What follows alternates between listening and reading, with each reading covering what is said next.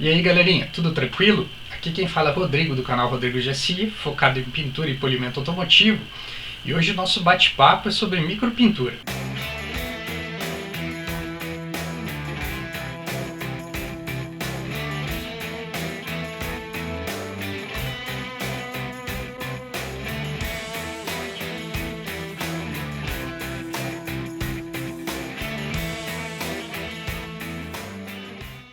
Tenho recebido dúvidas relacionadas ao acabamento final e nesse vídeo eu vou trabalhar tanto algumas dúvidas aí, problemas e soluções para micropintura com aerógrafo, mas principalmente eu vou abordar o tema da micropintura com pincel, que é uma técnica que até então eu não tenho utilizado muito. Fiz alguns trabalhos aí e resolvi postar para vocês algumas dicas interessantes. Primeiro de tudo, pessoal, uma micropintura, seja ela com pincel ou com aerógrafo, em uma superfície que não foi previamente nivelada, com alguma técnica de nivelamento que a gente utiliza no canal A Massa Rápida, a massa acrílica para pequenos reparos, ela vai deixar marcas, vai deixar mais marcas do que deixaria uma micropintura que você nivela previamente antes de aplicar a tinta. Então existem pessoas aí que falam que fazem aplicações de demãos consecutivas de tinta, esperam um tempo, lixam, aplicam tinta novamente, tanto com o aerógrafo quanto com o pincel. Porém isso, ao meu ver, não é um processo de reparo garantido, não é algo que você vai ter sucesso sempre e é alguma coisa que você vai demorar muito tempo para fazer. Então é um processo muito demorado, muito minucioso, que eventualmente não tem nem como você trabalhar num serviço desse para você pegar o carro num dia e entregar no final do dia ou entregar no outro dia, como é um processo de pintura simples aí, pelo fato de que você vai ter que ficar lixando e aplicando tinta novamente, e lixando novamente, polindo e aplicando tinta, você não tem como prever o tempo que você vai gastar no serviço. Então, já partindo desse gancho, existem pessoas que vão utilizar kits tira-risco, que vêm naqueles frasquinhos de esmalte. Então o que você tem que ter em mente? Tem que nivelar o risco. Se você não nivelar, vai ficar marcado e vai sempre aparecer. Toda micropintura pode ficar marcada e a maioria delas fica, eventualmente um pouco mais e um pouco menos, dependendo da técnica que você utilizou e da tua experiência. A micropintura com aerógrafo, ela funciona muito bem em reparos retos, ou seja, onde você tem riscos retos ou o mais reto possível, onde você pode acompanhar o risco com aerógrafo de uma maneira fácil e simples e delicada. Ou seja, se você pegar riscos com formato totalmente aleatório, não tem como você trabalhar legal com aerógrafo, porque o aerógrafo te obriga a fazer o contorno do risco, a fazer a aplicação da tinta exatamente no risco. Então é aí que você vai entrar com o pincel. Fica muito mais fácil trabalhar com o pincel do que com o aerógrafo. O principal defeito da micropintura, pessoal, é o aparecimento de degrau utilizando o aerógrafo, que nada mais é do que a não fundição daquela tinta PU que você aplicou ou daquele verniz que você fez o acabamento final com a pintura original do veículo. Como é que você trabalha isso? Resolve esse problema do degrau. Você resolve utilizando o thinner mata retoque e a técnica de alongamento, que é a mesma técnica de alongamento utilizada no processo da repintura automotiva, onde você puxa menos tinta nas bordas, não carrega as bordas e depois você vem com o thinner mata retoque. Logo após a aplicação da tinta ou do verniz PU, você vem com esse thinner mata retoque para diluir essa borda, fazer com que ela se expanda e fazer o que o pessoal fala de fundição do novo verniz ou nova tinta PU em conjunto com a pintura original do veículo, disfarçando essa emenda, tirando a emenda do verniz ali. Outro problema frequente é fazer a utilização tanto do aerógrafo quanto do pincel em riscos não nivelados. O que acontece? Quando você fizer a aplicação da tinta, seja com aerógrafo ou com pincel, essa tinta ela não vai cobrir aquele risco, ela normalmente não vai nivelar nada do risco, ela só vai entrar naquele risco e vai deixar aquele risco marcado.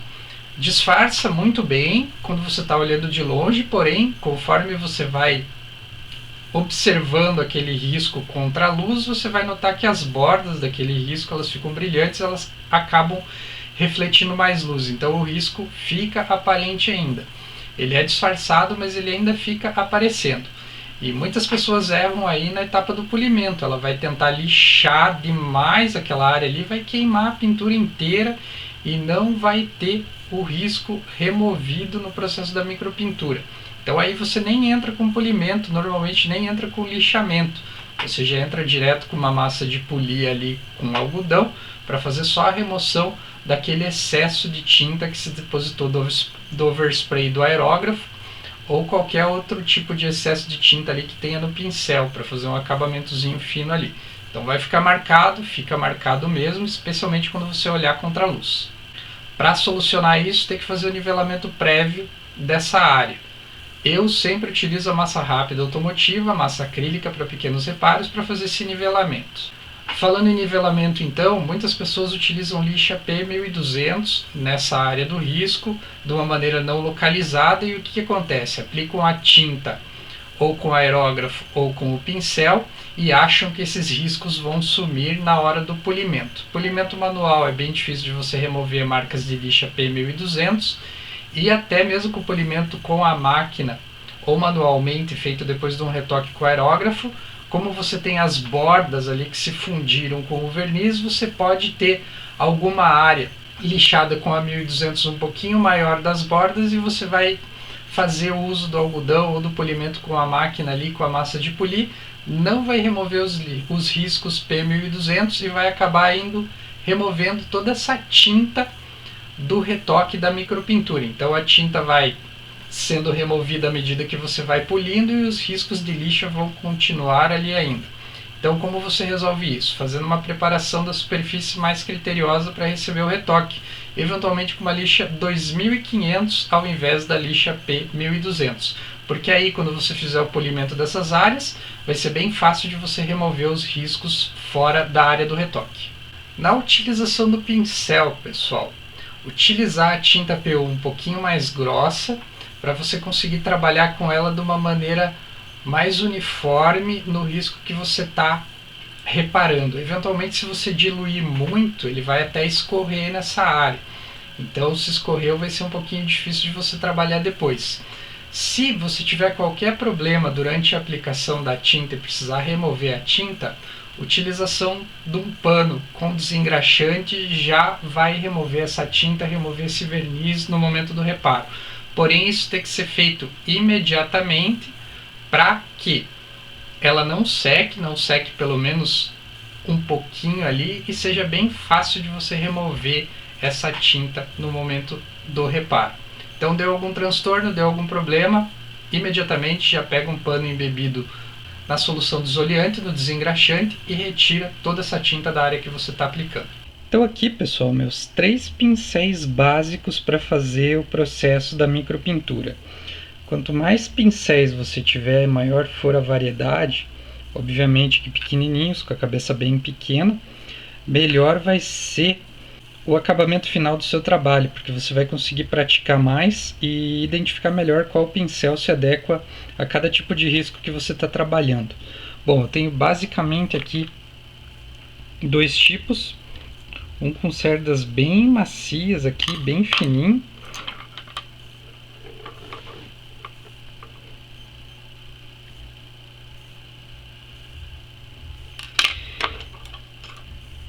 e outro aqui com as cerdas um pouco mais concentradas e um pouco mais rígidas. Qual que é a diferença básica entre você ter pincéis com cerdas mais macias e mais rígidas? A cerda mais macia vai ter um preenchimento maior, vai deixar mais tinta no risco que você está aplicando com mais facilidade, e o pincel com as cerdas mais grossas você vai conseguir contornar melhor, fazer melhor o contorno, o preenchimento, a camada de tinta vai ser um pouquinho mais fina. Em contrapartida, as bordas, quando você fizer esse retoque, as bordas elas vão ficar um pouquinho mais grossas. Essa é a visão minha, tá, pessoal? Como eu tenho notado aí o resultado das micropinturas que eu faço utilizando esses 3 pincéis. Outra dúvida frequente aí, é preciso lixar o risco para aplicar uma tinta com pincel? Não, não precisa. No cenário que a gente está utilizando aí o pincel, não é necessário fazer o lixamento e não recomendo que seja feito. A única coisa que você faz é a correta descontaminação dessa área, lavando a peça e utilizando obrigatoriamente uma solução desoliante ou desengraxante de pintura dentro do risco, especialmente para tirar qualquer resíduo de polidor, qualquer resíduo de cera, qualquer tipo de sujeira, e obviamente limpar essa peça para receber a tinta. Procure trabalhar a micropintura sempre em tons sólidos e com tinta PU, para que você não tenha que aplicar o verniz depois. Tintas metálicas e base poliéster é um pouquinho mais chato de você trabalhar a micropintura e a chance dela ficar marcada é muito maior do que se você utilizar uma tinta base sólida, base PU. Então você vai aplicar essa tinta e depois você vai ter que aplicar uma fina camada de verniz para dar o brilho correto ali e obviamente uma proteção mínima na peça que você fez o reparo com a micropintura. Esse verniz normalmente ele vai ser um verniz poliéster, um verniz de secagem rápida, mas um verniz não catalisado.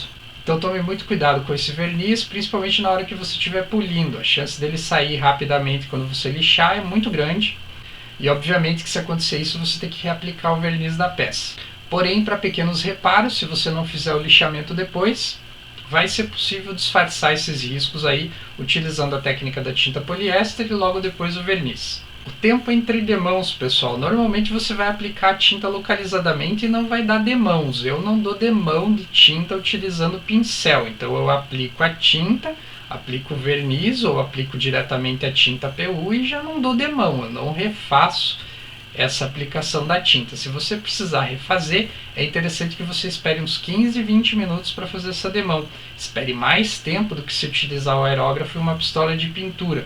Por quê? Porque a concentração de diluente e a concentração de tinta no pincel é muito maior no momento que você aplicar na peça, do que a concentração de tinta da névoa de uma pistola de pintura ou de um aerógrafo. Consequentemente, ela vai trabalhar mais, vai reagir mais com aquele substrato que é a primeira demão que você aplicou anteriormente. Existem pessoas que fazem a secagem forçada com soprador térmico ou com secador de cabelo. Vale a pena fazer isso depois de uns 5, 10 minutinhos que você fez a micropintura. Dá para fazer isso, vai secar mais rápido. Porém, tome muito cuidado com a cera que você vai utilizar depois de fazer o processo da micropintura, porque pode ocasionar alguma mancha ou até mesmo desmontar o trabalho que você fez ali. Quando você estiver polindo e aplicando a cera, a tinta ou o verniz vai se misturar com a cera, com o pano que você está usando, com o algodão que você está usando e vai manchar toda a peça. Então aí é um pouquinho mais complicado de você trabalhar até o processo do polimento e da remoção depois. Então tenha em mente isso. Acaba detonando o teu trabalho. Se a tinta não estiver completamente curada, o verniz não estiver completamente curado, não for algo de boa qualidade aí, acaba detonando o teu trabalho e manchando a peça. Agora dando uma dica legal para vocês aí, para trabalhar em riscos retos, sempre procure utilizar a fita crepe bem no contorno do risco, mais próximo do risco possível, para fazer uma aplicação de tinta, seja com aerógrafo ou com pincel, de uma maneira localizada, assegurando que você vai ter um bom preenchimento do risco e vai ter poucas bordas ali para você trabalhar depois, melhorando o acabamento final, dando uma aparência melhor para o risco que você utilizou a técnica da micropintura. Para os reparos de batida de pedra, pessoal, eu utilizo sempre o pincel mais grosso, onde eu consigo depositar a tinta bem localizadamente nesse orifício, nessa batidinha de pedra, nessa área que eu preciso nivelar ali. Consigo fazer com que a tinta fique bem depositada ali e eu consiga colocar uma grande quantidade de tinta sem ela espalhar muito no momento que eu puxar o pincel, que eu tirar o pincel. Então uma fina batidinha ali, espera secar um tempo, cerca de 20 a 30 minutos, e faz uma nova aplicação localizada da tinta com o pincel para você ter um bom poder de preenchimento ali. Depois você pode vir e lixar essa área com uma lixa P3000, uma lixinha bem fina, bem de leve mesmo, para você fazer o polimento com a massa de polir e fazer com que o degrau e a marca fique mais amenizada do que se você não fizer esse processo do lixamento leve ali. Mas fica marcado, batidinha de pedra não tem como esconder, vai ficar marcado mesmo. Passando contra a luz ali, olhando com calma, você vai ver. Mas fica bem disfarçado. Então, para concluir, pessoal, qualquer processo de micropintura é prática, é treino, é paciência, você tem que praticar bastante e conforme você for praticando, você vai melhorando suas técnicas e vai melhorando a qualidade final do teu serviço e vai descobrindo, obviamente, novas maneiras de trabalhar para que você tenha um acabamento cada vez melhor. Bom, espero que vocês tenham curtido o vídeo aí. Se você curtiu, deixa o seu gostei, pois isso me ajuda muito a saber no que eu estou acertando, no que eu estou errando no canal, buscando sempre melhorar o conteúdo para você que está nos prestigiando, está nos assistindo aí. Se você não é inscrito no canal, se inscreva, é isso que me motiva a trabalhar em novos vídeos, é isso que me ajuda a manter o canal ativo e manter o canal sempre com material de qualidade para você que está assistindo esse vídeo agora. Deixo aqui meu forte abraço, muito obrigado e até o próximo.